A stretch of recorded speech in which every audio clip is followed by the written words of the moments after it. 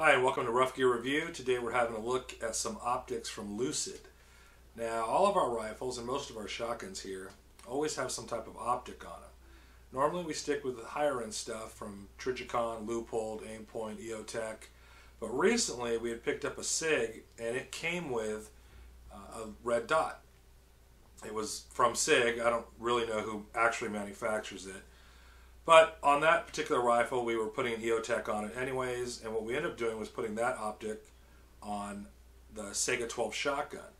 Now, pretty much we figured it was going to give out in a few days or a few weeks, but to our surprise, we had probably fired now a couple hundred rounds at least through that Sega, and that little SIG-Tac red dot has kept zero, hasn't malfunctioned, been working pretty well. So we decided to have a look at some less expensive optics and see what was out there. And there's a lot of less expensive optics out there. There's Bushnell stuff, Vortex, but we came upon Lucid. They have some really good looking optics and we wanted to give them a test. So we bought 3 of their optics. They have the HD7, which is in its 3rd generation, and it comes in black or FDE, and we bought their newer model, the M7. Now, you can see here, we put the FDE on our SIG 716. Now this is the HD7, the Generation 3 model. And we mounted on this, took it out to the range a few times. We also picked up the black one. And we put this on a UTS-15 and fired about 500 rounds with that. And then the M7 we had put on an AK-47. And I think about 600 rounds were fired with this. So we're going to show you some video of us shooting with all these optics, and then we're going to take a closer look and show you some of the features and details of the Lucid optics.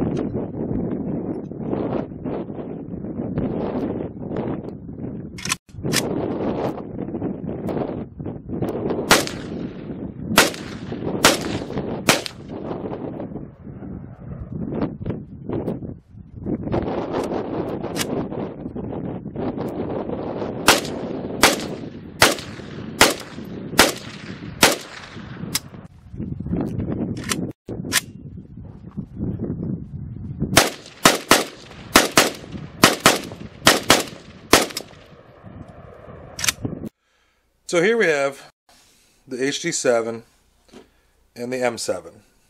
Now you can see right off the bat, considerable size difference between the two models they have out. A couple specs on them both. They're both made out of cast aluminum frames. The HD7 has a rubber armor over it. The M7 does not. The HD7, you can 1/3 co-witness with this. You can do the same thing with the M7, but they sell an optional riser that you need for that. This weighs in at 13 ounces. This is going to weigh in at 4.6 ounces. Obviously you can see it's a much smaller unit. They're both waterproof and fog-proof. They're both shock-proof.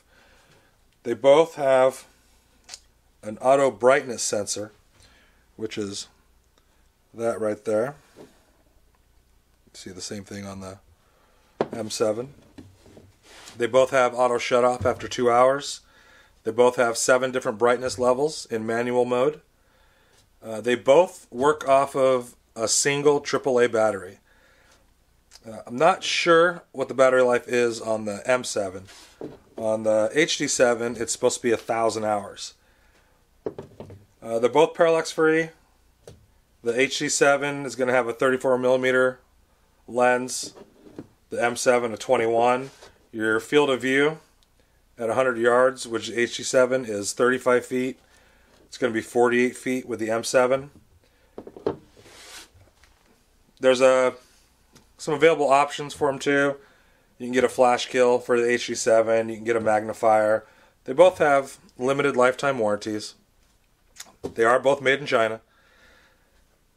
The MSRP on the HD7 is about $250, about $229 on the M7. You can pretty much find them both Amazon, Optics Planet, pretty much everywhere for $189.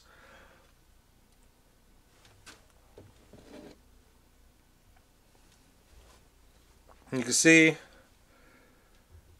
they did some nice features with this.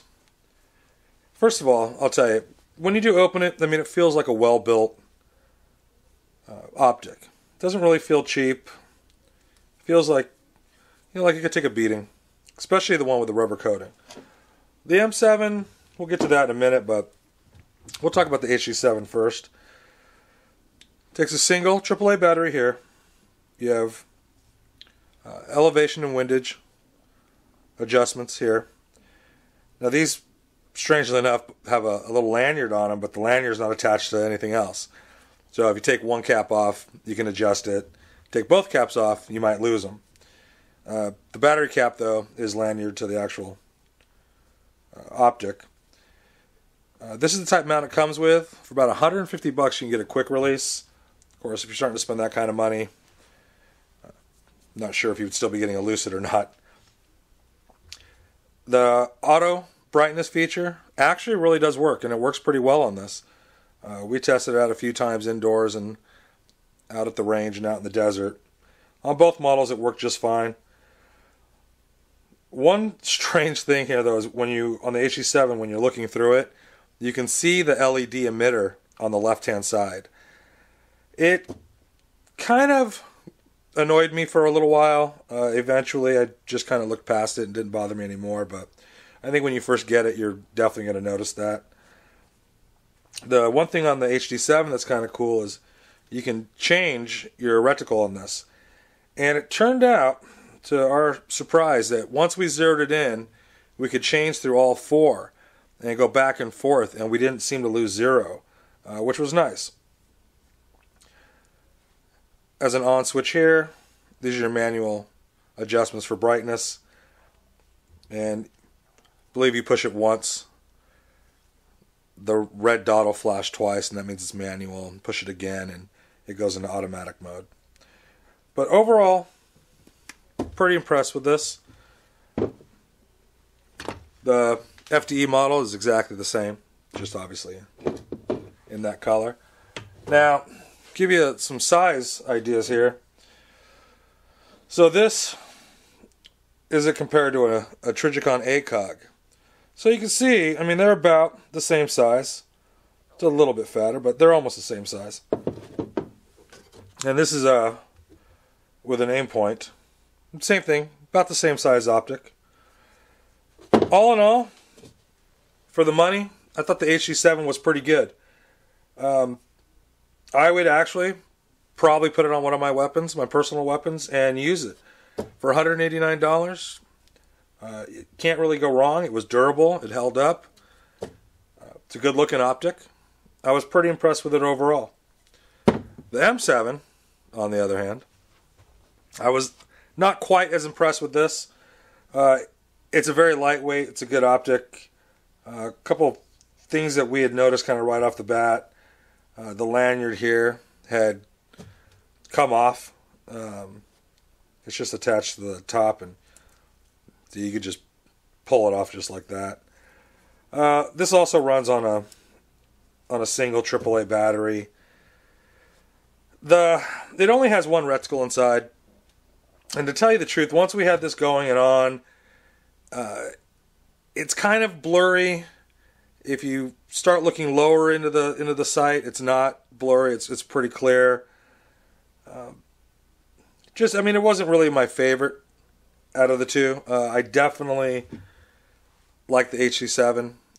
I thought this was a really, really well built and good optic for the money. I didn't think you could go wrong with this. The M7, on the other hand, I probably wouldn't recommend that to anybody.